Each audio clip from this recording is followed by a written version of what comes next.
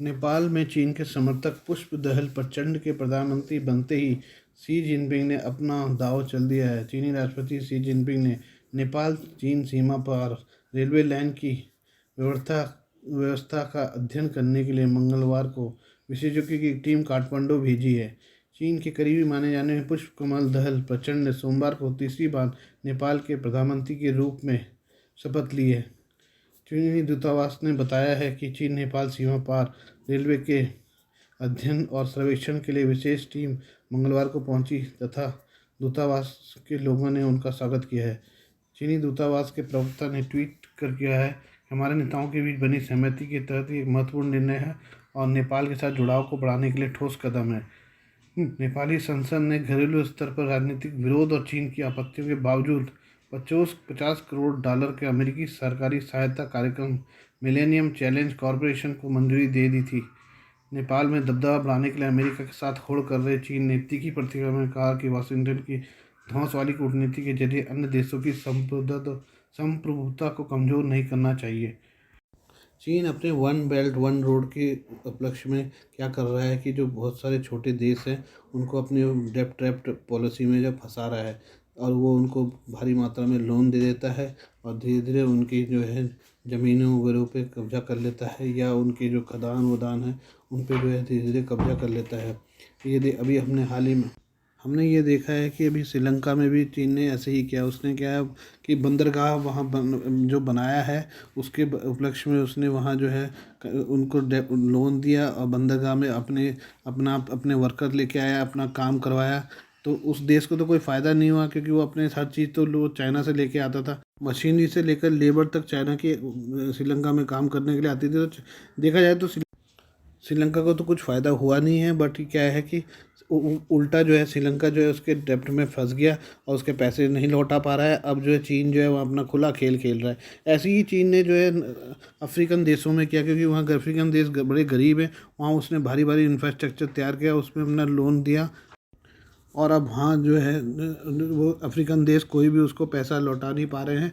तो वहाँ उसने कई सारी चीज़ें अब एक तरह से गिरवी रख ली है। कई खदानों पे उसने कब्जा कर लिया, कई उनके जो एयरपोर्ट उनको लीज़ पर ले लिया है कई 100 सालों के लिए।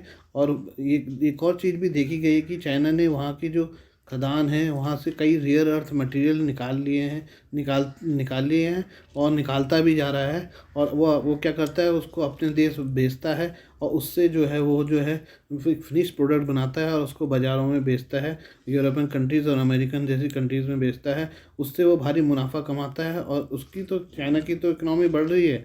पर जो देखा गया है कि जिन देशों में वो ये कर रहा है, जो गरीब देश हैं जो अफ्रीका वगैरह के, वो लोग बेचारे गरीबी में और ज़्यादा फंस चुके हैं क्योंकि वो उसका लोन दे नहीं पा रहे और धीरे धीरे अपनी जो बहुमूल्य चीज़ें हैं वो गंवाते जा रहे हैं। इसलिए वहाँ कई बार देखा गया है कि अफ्रीकन देशों में भी जो पब्लिक है वो भी जो है कई बार चाइना के लोगों के खिलाफ, चाइना कंपनियों के खिलाफ हो जाती है। पर चाइना क्या तो ये मकसद ही है कि किसी तरह से उनको डेप्ट में फंसा के उनकी चीज़ों को कब्जे में लेना। कोरोना ने एक बार फिर से दस्तक दे दी है और ख़तरा अभी भी बढ़ता जा रहा है। तो अब लोगों को चाहिए अपनी प्रतिरक्षा को मजबूत करना। और प्रतिरक्षा कैसे मजबूत हो सकती है, कुछ हमारे घरेलू उपाय होते हैं जिससे हम अपने प्रतिरक्षा इम्यूनिटी को मजबूत कर सकते हैं। जैसे इसमें तुलसी के पत्ते हैं जिसमें अध्ययनकर्ताओं ने कहा है कि इम्यूनिटी को ये मजबूत करती है और संक्रमण की स्थिति में गंभीर रोग विकसित होने का खतरा कम हो जाता है इसके द्वारा। अगर इम्यूनिटी बूस्टर उपायों के बारे में सर्च करें तो तुलसी की पत्तियां आपके लिए विशेष लाभकारी हो सकती हैं। कई प्रकार के माइक्रोन्यूट्रिएंट से भरपूर तुलसी की इन पत्तियों में प्रभावी एंटीबैक्टीरियल और एंटीऑक्सीडेंट गुण भी होते हैं जिनसे शरीर को कई प्रकार के लाभ मिल सकते हैं। तुलसी की पत्तियों को लेकर के शोध में पाया गया है कि रोजाना इसके सेवन करने से न सिर्फ आपकी रोग प्रतिरोधक क्षमता बढ़ती है, साथ ही ब्लड शुगर को कंट्रोल करने और तनाव जैसी स्थितियों में भी इससे लाभ मिल सकता है। विशेषज्ञ बताते हैं कि बाजार में तुलसी ड्रॉप्स भी मिलती हैं जिसका सेवन किया जा सकता है, पर ताज़ी पत्तियां ज़्यादा लाभकारी होती हैं। आइए जानते हैं कि तुलसी से हमारी सेहत को किस प्रकार के लाभ हो सकते हैं। पारंपरिक चिकित्सा में तुलसी को रोगाणु रोधी के रूप में इस्तेमाल किया जाता रहा है। शोध बताते हैं कि ये पत्तियां शरीर की रोग प्रतिरोधक क्षमता को बढ़ावा देने में मददगार हो सकती हैं। ऐसे में कोरोना जैसे संक्रमण से बचाव के लिए इसे इम्यूनिटी बूस्टर के तौर पर भी प्रयोग में लाया जा सकता है। शोधकर्ताओं ने ई कोलाई जैसे संक्रमण के कारण होने वाली समस्याओं में भी तुलसी के लाभ बताए हैं। तुलसी की पत्तियां मानसिक स्वास्थ्य के लिए भी लाभकारी हो सकती हैं। तनाव, चिंता और अवसाद जैसी समस्या को दूर करने में तुलसी के लाभ देखे गए हैं। शोधकर्ताओं ने बताया कि तुलसी का रोजाना सेवन करने वाले लोगों में मानसिक स्वास्थ्य विकारों के विकसित होने का भी खतरा कम होता है। सोचने और तर्क करने की क्षमता बढ़ाने के साथ आयु से संबंधित याददाश्त की समस्या को रोकने में भी इसका लाभ पाया जा सकता है। तुलसी के पत्ते से हाई ब्लड प्रेशर और ब्लड शुगर तो कंट्रोल रहता ही है, साथ साथ हमारे दिल के लिए भी ये बहुत बढ़िया चीज़ होती है। अगर हम रोज़ाना 2-4 पत्ते उसके खा लें तो इससे हमारी ये दिन भर के लिए रोग प्रतिरोधक क्षमता बढ़ जाती है। और जो छोटे मोटे रोग हैं वो सर्दी जुकाम वगैरह तो हमारे साथ सामने फटक नहीं सकते। और साथ साथ मैं एक चीज़ ये बता दूं कि ये घरेलू नुस्खों के तहत आता है। और ऐसा है कि जिसको शुगर या कोई हाई ब्लड प्रेशर वगैरह की बीमारी है वो अपने डॉक्टर से परामर्श करके उनसे बातचीत करके पता कर सकते हैं। और तुलसी के बारे में भी उनसे पूछ सकते हैं कि वो इसके बारे में क्या सोचते हैं। अमेरिका में 3 भारतवंशियों की मौत की खबर सामने आई है। बताया गया कि एरिजोना राज्य में सोमवार को 3 लोग कोकिनिनो काउंटी में वुड्स कैनियन लेक के पास गए थे। इनमें 2 पुरुष और 1 महिला थी। दोपहर करीब 3:35 बजे तीनों लोग बर्फ से जमी झील में गिर गए और डूबने लगे। राहत बचाव कर्मियों ने निकालने की कोशिश की, लेकिन किसी को भी बचाया नहीं जा सका। पुलिस के मुताबिक बचाव कर्मियों ने लंबी खोज के बाद तीनों ही लोगों को मंगलवार दोपहर को निकाल लिया। इनमें से 2 नारायण मुदाना 49 और गोकुल मेडिसिटी 47 की मौत हो चुकी थी। वहीं एक महिला हरिता मुदाना को जिंदा बाहर निकाला गया। राहत बचाव कर्मियों ने उसकी जान बचाने के लिए काफ़ी प्रयास किए, लेकिन भयानक ठंड से मौके पर उसकी मौत हो गई। पुलिस का कहना है कि तीनों पीड़ित एरिजोना के चैंडलर के रहने वाले थे और मूलतः भारत से थे। बयान के मुताबिक ये घटना हुई तो सब स्टेशन मौजूद 2 पुलिसकर्मियों को इनकी सूचना मिली। इसके बाद लगभग तुरंत ही राहत बचाव दल ने झील में फंसे लोगों को निकालने की कोशिश से शुरू कर दी, पर इन लोगों को बचाया नहीं जा सका। गौरतलब है कि अमेरिका कनाडा में इस वक्त भीषण ठंड पड़ रही है। कई राज्यों में तापमान शून्य से कई डिग्री नीचे है। हाल में कि कुछ जगहों पर 3-3 फुट तक बर्फ गिरी हुई है। अरुणाचल प्रदेश में भारतीय और चीनी सैनिकों के बीच हालिया झड़प के बाद भारत ने नियंत्रण रेखा LAC पर PLA का निरीक्षण करने के लिए अपने लीज्ड जनरल एटॉमिक्स MQ-9A मानव रहित हवाई वाहन UAV तैनात किए हैं।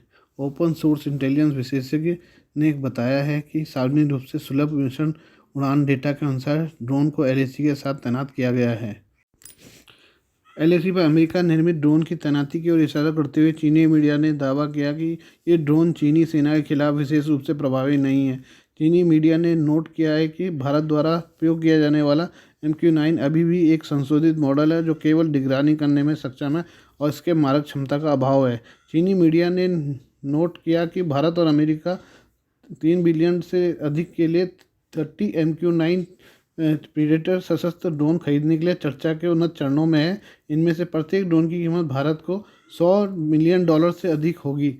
चीन का यह भी दावा है कि यह राशि PLA वायुसेना के J-20 स्टेल्थ फाइटर जेट्स की लागत के बराबर है। इसके अलावा रिपोर्ट में यह भी दावा किया गया है कि जो चीन का अपना विंगलूंग है वो इस ड्रोन से ज़्यादा बेहतर है, MQ-9 से ज़्यादा बेहतर मानता है वो। पर एक और चीज़ इसमें देखने के लिए है कि चीन ने इन ड्रोनों को नीचे गिराने के लिए चीन का Type 625 AA gun missile integrated weapon system Bharat के ड्रोन को बेअसर करने के लिए चीन ने अपनी बाउंड्री पर लगा दिया है। और वो कह रहा है कि हम इसको आराम से गिरा सकते हैं।